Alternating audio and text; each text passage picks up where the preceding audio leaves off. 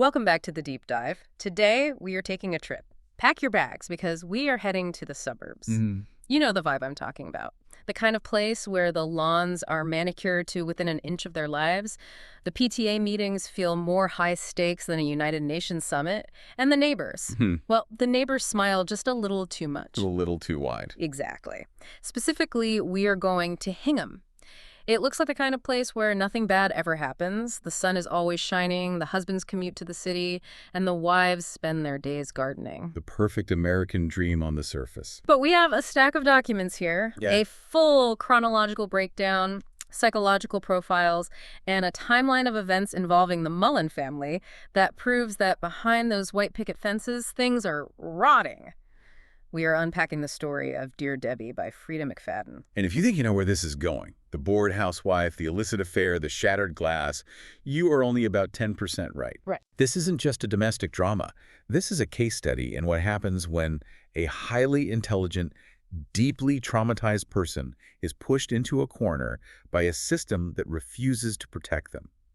It is Desperate Housewives meets Mr. Robot, with a splash of Dexter thrown in for good measure. That is a hell of a comparison, and honestly, after reading through all of this, it fits perfectly. So let's set the stage. We are tracking the life of Debbie Mullen. On the surface, she is the ultimate trad wife. She makes breakfast from scratch, she keeps the house spotless, she gardens obsessively, and she writes a wholesome advice column for the local paper called Dear Debbie. Very quaint, very 1950s. Totally. It's all, Dear Debbie, how do I get grass stains out of linen? Dear Debbie, my cookies are too dry. Right. Publicly, she is the pillar of the community. She's the woman everyone turns to for the soft, gentle solution to life's little problems. But the core document we're analyzing today, the thing that gives us the real insight into who this woman is her drafts folder. Ah, the drafts she never hit send on. This is such a brilliant framing device. It is the psychological key to the whole story. Because publicly, Debbie is advising you on which laundry detergent is eco-friendly. But privately, in the drafts, sitting on her hard drive. What's she writing there? She is writing advice on how to poison your husband with antifreeze so it doesn't show up in a standard autopsy. She's writing about how to strangle a spouse with a scarf without leaving ligature marks. Wow. It's a mechanism for her rage. It's where she puts the darkness so she can keep smiling in the grocery store. It creates this incredible tension immediately. You have this woman who is obsessed with control, and we see it in the source material with her obsession with high-fiber cereal. Oh, the cereal. She forces her family to eat this cardboard-tasting cereal every single morning. It's a recurring joke in the book. She's always pushing this fiber on them, but when you look closer, it's also a control tactic, isn't it? Absolutely. It's a way to exert influence over a family that is largely ignoring her. Her teenage daughters, Lexi and Izzy, barely speak to her before noon. Her husband, Cooper, feels like a stranger drifting through the hallway. So she controls what they eat. She controls what they eat. She controls their digestion effectively. She controls the environment. But inside the computer, that need for control turns into violent fantasy. The question the story poses right away is, what happens when the fantasy isn't enough anymore? What happens when the nice lady next door decides she's done being nice? Exactly. So let's look at the woman behind the cereal. Debbie isn't just a gardener. The dossier shows she has a background that completely contradicts the housewife narrative. Oh, completely. She isn't just someone who learned to type at a community college. She is an MIT dropout. And not just a dropout. She was a prodigy. She attended MIT for computer science in the mid-90s. We have to remember the context of that era. The dot-com boom was brewing. The internet was becoming this massive frontier. Right. She was at the epicenter. Debbie was right there. Her professors thought she was the next big tech titan, the next Bill Gates or Steve Wozniak. She understood code in a way most people understand their native language. But she dropped out sophomore year. And we need to pin that fact to the mental board because the reason she dropped out is the engine of this entire story. It's everything. We'll get to the trauma later, but let's talk about the skill set. Because she didn't lose those skills when she became a mom. She has elite technical capabilities that nobody in her family appreciates. Not at all. Her husband, Cooper, describes himself as a Luddite. He can barely turn on the Wi-Fi router. He thinks Debbie is just good with computers, like she knows how to use Excel. Right. He has no idea she's coding her own proprietary software. Specifically, an app called Findly. Now, we need to explain this because it's critical to the plot. Most of us use Find My Friends or Life 360. Or you just share your location on Google Maps. We think of these as safety tools. Oh, I want to make sure my kid got to school. Yeah, basic check-in. Finally is different. Hmm. It's what we in the cybersecurity world would call stalkerware, but dressed up with a nice user interface. How so? What makes it different from just sharing your location? Granularity and history. Standard apps give you a ping. They are here. Maybe a notification when they leave a zone. Finally, according to the text, logs history, dwell time, and precise GPS coordinates down to the meter. So it's not just where they are, but where they've been and for how long. It records patterns. It is installed on everyone's phone in the family. Cooper, Lexi, Izzy. Debbie isn't just checking if they're safe.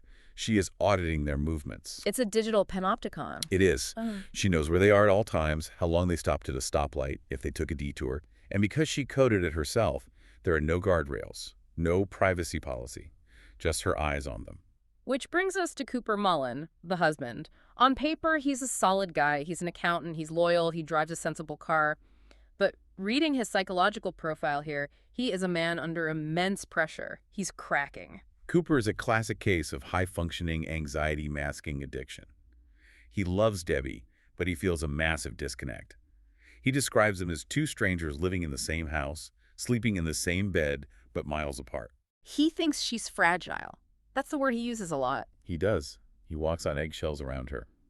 But the big secret Cooper is keeping is that he is a recovering alcoholic who has fallen off the wagon. And the lengths he goes to hide this are painful to read. It's that desperate, sneaky behavior of the addict. It really is. He's not just drinking, he's hiding vodka in water bottles. He is. He's sneaking around the garage, hiding bottles in the wheel wells of cars, burying them in the recycling.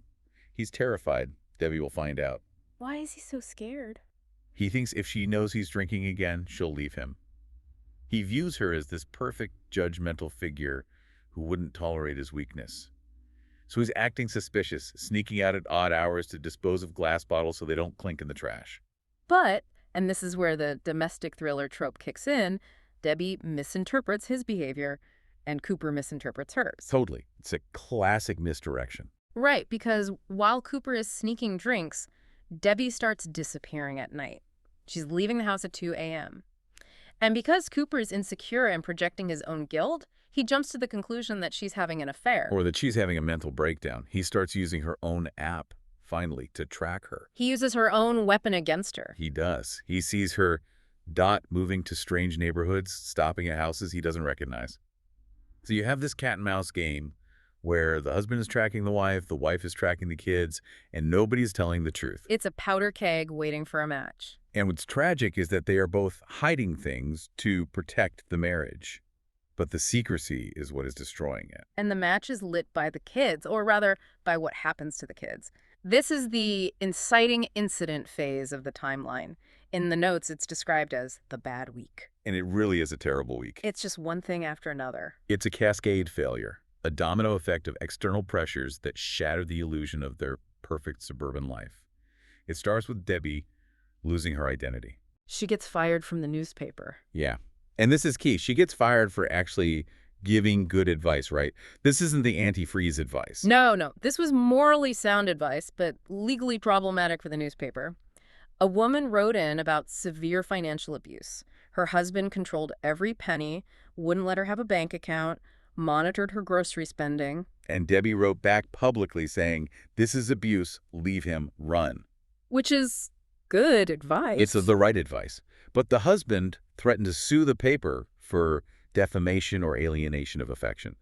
So Debbie's boss, Garrett Mears, who is a spineless character we will discuss shortly, fires her to save his own skin. That has to be the first crack in her psyche. She tries to do the right thing. She tries to be the hero using her words, and the system punishes her for it. She loses her outlet. Exactly. Then strike two hits Izzy, the daughter. The younger one. Izzy is the star soccer player. It's her entire identity. She identifies as an athlete.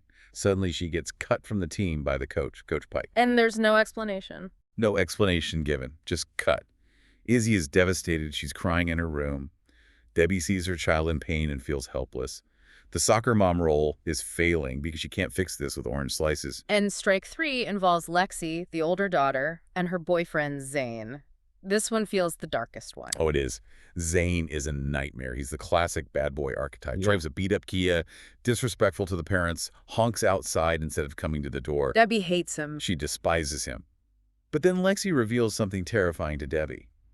Zane has naked photos of her, and he is blackmailing her. What's he threatening? He says if she breaks up with him or doesn't do what he wants, which is implied to be sexual coercion, he'll release them to the whole school. He'll put them online. That is every parent's worst nightmare. It's extortion. It's a crime. It is. So pause for a second. You have a woman who has lost her career. Her one daughter's dreams are crushed by an arbitrary authority figure. Her other daughter is being sexually extorted by a predator, and her husband is checking out emotionally, seemingly drunk, or having an affair. This is the pivot point. This is where we see the transition from passive observer to active vigilante. In psychology, we often talk about the bystander effect, where people wait for someone else to act. Right. Debbie realizes that there is no one else. The school isn't protecting Izzy. The coach is the authority. The law isn't protecting Nick. Lexi going to the cops might leak the photos anyway, and HR didn't protect her. The social contract has been broken. Completely. She realizes that being nice and following the rules has gotten her absolutely nowhere. So she decides to rewrite the contract. Let's walk through a revenge tour. Because it is methodical. She doesn't just lash out, she plans. It's like watching a heist movie. Yeah, but the heist is destroying people's lives. It starts with the coach. Coach Pike. The rumor mill, specifically Lexi's friends, mentions that Pike is a perv who walks into the girls' locker room accidentally while they are changing. Okay, so there are already red flags. Big ones. Debbie hears this and decides to investigate.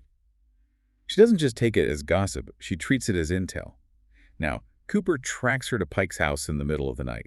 He sees her dot on the map sitting at Pike's address. And he thinks, my wife is sleeping with the soccer coach to get our daughter back on the team. Which shows how little he understands his wife. He thinks she's using sex. She's actually using tech. Exactly. She isn't sleeping with him. She's breaking and entering. She breaks in. Now, the text implies she has skills we haven't seen yet. Lockpicking or social engineering to get a key. Something like that. Yeah. She enters his home. She accesses his technology. She uses her tech skills to plant spyware and illicit material onto Pike's phone. Wait, I want to clarify this for the listener because it's a huge ethical gray area. The source material implies she planted the material? It's ambiguous, but heavily implied she engineered the evidence. She found the camera, which suggests Pike was doing something wrong, but she ensured that connection to his phone was undeniable. She framed him for a crime he was likely committing or intending to commit, but she guaranteed the outcome. She didn't wait for investigation. She created the investigation. Yeah. The next day, the police raid his house. Pike is arrested. He's ruined. His career is over. And just like that, Izzy is back on the team. Problem 1 solved. That is cold. It brings up a huge ethical question. Is it justice if you have to fabricate the proof? Debbie clearly thinks yes. She's operating on outcome-based morality. If a bad guy goes down, the method doesn't matter. Then she moves on to her boss, Garrett Mears. The man who fired her. Now, this is where her IT background shines. Debbie knows something about Garrett that most people overlook. He is lazy. Okay. She knows he never changed the admin passwords for the Hingham household website. It's probably still admin 123 or something equally ridiculous. Always change your passwords, people. Yeah. If you take nothing else from this deep dive, change your passwords. Seriously. So Debbie still has access. Cooper is at home when he gets a frantic call from Garrett. Garrett is screaming into the phone, hysterical. Make her stop. Take it down. Cooper has no idea what he's talking about. None. He's confused. He opens his laptop and checks the website. And what does he see? Instead of the local news about bake sales and town council meetings, the homepage is playing a looped video. It's a video from the security camera in Garrett's office. A video of what? Of Garrett engaging in sexual acts with his secretary, Sierra, right there on his office desk. Oh, wow. That is the nuclear option. It is total destruction. It's up there for the whole town to see. It's unmissable. Yeah. Advertisers are pulling out within minutes. His wife finds out immediately. His reputation is incinerated. And Cooper is watching this happen, looking at the screen, then looking at Debbie. And she's calmly making pancakes. She's humming. Yeah. And he realizes, my wife isn't just gardening. She is systematically destroying people. And she's doing it with a smile. That contrast is what makes it so creepy. She's making him pancakes while her boss's life burns to the ground. That brings us to Zane. The boyfriend. This one feels the darkest because it involves physical danger. This isn't just reputation damage. He does. Zane is threatening a minor. He is threatening her child. This triggers a primal response in Debbie. So what's the plan for him? She breaks into Zane's room while he's asleep. This is high risk. She creeps in. She uses his face to unlock his phone biometric bypass while he's unconscious. That's clever and terrifying. She deletes the photos of Lexi. But she doesn't stop there. She digs into his cloud backup and finds evidence that he's done this before distributed images of underage girls. So she has leverage. She's not just erasing the threat, she's reversing it. Exactly. She sends him a message letting him know that if he doesn't disappear, if he doesn't leave Lexi alone, he's going to be labeled a sex offender for life. So it's psychological warfare. Pure psychological warfare. She tells him she knows everything. She plays on his paranoia. And the result is catastrophic for Zane. The next morning, we hear the news. Zane crashed his car into the high school. Into the school. He was driving, panic-stricken, presumably terrified by Debbie's threats, and he lost control. He ends up paralyzed. Wow. It's a brutal outcome. Debbie's internal monologue is chilling here. She calls it karma. She admits she has a draft about cutting brake lines, but she says she didn't do it. She didn't touch the car. She just drove him to it. She tormented him to the point where he panicked, drove recklessly, and crashed. She drove him to his own destruction without lifting a finger against him physically. Cooper puts this all together. He finds the Dear Debbie drafts on the home computer around this time. He sees the letters advising women to cut brake lines, to use poison. And he looks at the trail of bodies. Pike in jail, Garrett humiliated, Zane in the hospital. He connects the dots. He is now 100% convinced he is married to a sociopath. And can you blame him? From his perspective, she is terrifying. She's acting like a vigilante algorithm, just deleting problems. He's sleeping next to a woman who can ruin a life before breakfast. But we have to talk about the other subplot running parallel to this, the other woman. This is the part that usually trips up the reader, and it's designed to confuse us. Right, Harley. We spent a lot of time in the source material with Harley. She's a gym trainer, pink hair, very cool, very modern. And she is convinced she is dating Cooper Mullen. We see scenes of them in bed. We see them talking about how Cooper is going to leave his fragile wife, Debbie. The man she is with complains about Debbie constantly. He's telling her Debbie's crazy. He says she's boring, she's obsessed with cereal, she's emotionally unstable. Harley even befriends Debbie at the gym to get intel. She wants to see what she's up against. They go to lunch. It's so uncomfortable. Debbie and Harley are having lunch, chatting about fitness, and Debbie sees a T-shirt in Harley's apartment. Or rather, she sees it later when she tracks her there. But the point is, she recognizes it. It's her husband's shirt. Yeah. The scent, the brand, Debbie knows. So the listener is led to believe, okay, Debbie is a vigilante, but Cooper is a scumbag. He is cheating on her. It sets up this dynamic where we aren't sure who to root for. Is Debbie justified because her husband is a cheater? Or is she just crazy? But hold on. Because Cooper's internal monologue is confused. He's at AA meetings. He's driving around looking for Debbie. He denies having an affair to himself. We're in his head, and he's not thinking about Harley. He's thinking about vodka and Debbie. This is the central mystery. Cooper is loyal. He's an alcoholic, yes. He's flawed, yes. But he is not a cheater. So who is the man in Harley's bed claiming to be Cooper Mullen? That is the question.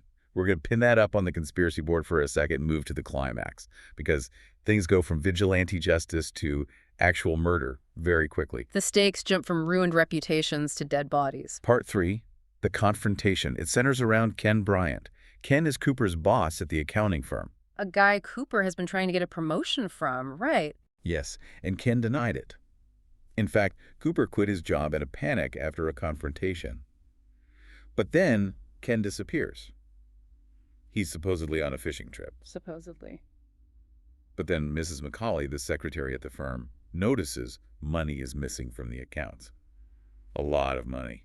Embezzlement. Cooper gets suspicious. He checks finally. And he sees that Debbie's phone was at Ken Bryant's house. For how long? For 10 minutes. Enough time to kill him. Cooper drives to Ken's house. He breaks in which Cooper, terrible decision-making here, do not break into a crime scene. Oh, do not do that. And he searches the place. He finds Ken Bryant dead in the bedroom, shot. And because he knows Debbie was there. He assumes Debbie killed him. He thinks she found out about the job or the money and killed Ken to protect Cooper. He thinks she went there to fix the problem of the bad boss, just like she fixed the coach and the boyfriend. He thinks she did it for him. That's twisted love. He thinks she's a monster, but she's my monster. He rushes home. He checks his gun safe in the garage. He has a gun he bought for protection. And he thinks it looks like it's been moved. The dust is disturbed. He is spiraling. Totally. He thinks his wife is a murderer. He thinks he needs to cover for her. Meanwhile, Harley, the mistress, decides it's time to blow everything up. She invites Debbie over for a dinner party. This is the dinner party from hell. Harley's plan is simple. Invite the wife, Debbie, and invite the boyfriend, Cooper, to the same dinner. Force a confrontation. She wants to expose the affair, humiliate Debbie, and force Cooper to choose her. So she texts Cooper to come over. And Debbie shows up. She's calm. She's brought a salad. She's chatting about the weather. She seems totally oblivious. And Harley is sweating billets, looking at the door, waiting for the fireworks. The tension is unbearable, and then the doorbell rings. Harley thinks this is it, the moment of truth. She opens the door. Yeah. And the man standing there is not Cooper Mullen. No. It's Jesse. Okay, let's unpack this. Who is Jesse? Jesse is Cooper's work colleague. The guy Cooper goes to the gym with, the guy Cooper thinks is his friend, the guy Cooper complains to about his marriage. Wait, so Jesse has been impersonating Cooper? Yes. Jesse is a narcissist and a serial cheater. He didn't want his own wife to find out he was cheating, so he used Cooper's name and identity. How did he get away with that? Cooper has no social media, no Facebook, no Instagram. He's a ghost online. So it was the perfect cover. Jesse could be Cooper Mullen without anyone fact-checking him. Jesse's been the one sleeping with Harley. Jesse has been the one bad-mouthing Debbie. That is actually brilliant and despicable. It explains everything. Cooper wasn't cheating. Jesse was stealing his identity to cheat. So Harley is staring at him like, who are you? She's confused. And Debbie isn't surprised. not at all. She just looks at him cool as a cucumber, says, hello, Jesse. She knew. She knew the whole time. Remember the T-shirt? She smelled it. But she didn't just smell Cooper's laundry detergent. She smelled a specific cologne. And this connects back to the MIT trauma we mentioned at the start. This is the shoe waiting to drop. This is the massive reveal. The man we know as Jesse is actually Hutch. Hutch, the guy from MIT. The rapist. The man who assaulted her sophomore year at MIT. The man who derailed her entire life, caused her to drop out, and sent her into a spiral of trauma. No way. He changed his name, moved to the suburbs, and by a cosmic twist of fate, ended up working with her husband. That is a staggering coincidence, but also terrifying. She recognized him after 20 years. Trauma imprints on the brain. The senses remember. She recognized the cologne immediately when they met at a work dinner months ago. It triggered her PTSD. So that's why she's been acting fragile for months. She hasn't been weak. She'd been plotting. She realized the monster from her past was back and he was infiltrating her life again. So this entire time, the fragility, the drafts, the mood swings, she's been plotting revenge against him. The other stuff was just collateral damage. Precisely. The vigilante stuff with the coach and the boyfriend, that was practice. That was her sharpening her claws. This is the main event. So what happens now that he's exposed? Debbie drugged Jesse's water at the gym earlier that day, using a connection with another woman, Cindy, who works there. So Jesse is standing in the doorway, stumbling, his vision blurring. He's about to pass out. And then things get bloody. Jesse realizes the jig is up. Harley is screaming. Jesse, realizing his life is over if this gets out. His wife, his job, his reputation snaps. In the confrontation, Harley ends up dead. The source describes the struggle, a gunshot. Harley is the tragic victim here. She was just a pawn in Jesse's game and Debbie's revenge. Cooper bursts in because he's tracking Debbie on Finally. Cooper boasts in, he finds a bloodbath. Harley is dead on the floor. Jesse is unconscious on the couch, drugged, and Debbie is standing there holding the gun. And Cooper thinks, my wife just killed everyone? But she didn't. She explains it to him calmly. She set the stage perfectly. She framed Jesse for Ken Bryant's murder. Wait, how does that work? Because Jesse was the one embezzling the money. Debbie found that out too. Jesse killed Ken to cover up the embezzlement. Or at least, that's the story Debbie has constructed. She frames him for everything. She frames Jesse for Harley's murder. She hands the gun to Cooper. Well, actually, she puts it in Jesse's hand to ensure his prints are on it. She wipes her own prints. She doesn't shoot him. She has the man who raped her, the man who ruined her life, right there, unconscious. She has a gun. Why doesn't she pull the trigger? This is crucial to her philosophy. She looks at Cooper and says, he's going to prison for life. That's worse than death. Wow. She lets the legal system finally do what it failed to do 20 years ago. She uses the evidence she planted to ensure he never walks free. She wants him to rot. Death is too easy. She wants him to suffer the loss of his freedom, just like she lost her freedom to trauma. That is masterclass manipulation. She weaponizes the justice system. So the dust settles. Jesse is arrested. He goes down for 2 murders and embezzlement. And Cooper and Debbie leaves the scene before the cops arrive. seemingly just innocent bystanders. Which brings us to part 4, the aftermath. They finally talk. This is the emotional core of the book. It is. Cooper confesses to the alcoholism. I've been hiding vodka, I'm sorry. And Debbie confesses to the rape at MIT. I've been hiding this trauma. That was the man. And they realize that the distance between them wasn't lack of love, it was secrets. They were both protecting these versions of themselves that didn't exist. Cooper was trying to be the perfect provider who didn't struggle. Debbie was trying to be the perfect wife who wasn't broken. Once the secrets are out, they can actually be a real couple. Exactly. They agree to couples therapy, which, honestly, after a week like that is the least they can do. Yeah, you think. But there is one loose end, the murder of Ken Bryant. Right. We know Jesse was framed for it. The police think Jesse did it. Cooper thinks Jesse did it. Or maybe that Debbie did it and framed Jesse. But did Jesse actually kill Ken? The epilogue reveals the final twist. Jesse didn't kill Ken. Debbie didn't kill Ken. Who killed Ken? Cindy. Cindy. The woman from the gym. Yep. The one who helped drug the water. Cindy is Ken Bryant's ex-wife. She is the woman from the advice column, the one Debbie told to leave her husband, the one whose husband got Debbie fired. Oh, wow. It all loops back. Debbie realized she couldn't just write advice. Words weren't enough. She had to act. She helped Cindy orchestrate the murder to free her from Ken's abuse. So Debbie provided the plan. The plan, the alibi, and the setup. Cindy pulled the trigger to save herself. Jesse was just the convenient patsy to take the fall for everything because he was embezzling anyway. So Debbie isn't just a vigilante acting alone. She's a ringleader. She created a network. It's a syndicate of justice for abused women. Cindy, Lexi, herself. She realized the system failed them all. Failed to protect them from rapists, from blackmailers, from abusive husbands. So Debbie built her own system. She created a parallel justice system in Hingham where the women take care of the problem. That is a chilling thought to leave us with. Dear Debbie isn't just giving advice on grass stains. She's cleaning up the neighborhood one body at a time. And getting away with it. Because who suspects the lady making fiber cereal? That brings us to the closing thought. The Dear Debbie philosophy isn't about forgiveness. Not at all. It's about precise, calculated revenge. And monetizing it. In the end, Debbie launches a legitimate app called Punish Your Husband. No way. It allows wives to assign tasks to husbands when they screw up. It's a huge hit. She monetizes her dark thoughts and pays for Lexi's college tuition with it. She turns her trauma into capitalism. That is the perfect ending. Well, if you want to catch all the hilarious draft entries we didn't have time to read, and there are some wild ones about breakfast and chainsaws, you need to pick up Dear Debbie by Freida McFadden. It is a ride that will make you look at your neighbors differently. Absolutely. A masterclass in psychological tension. Thanks for diving deep with us. We'll see you next time. Stay safe out there, and maybe check your drafts folder.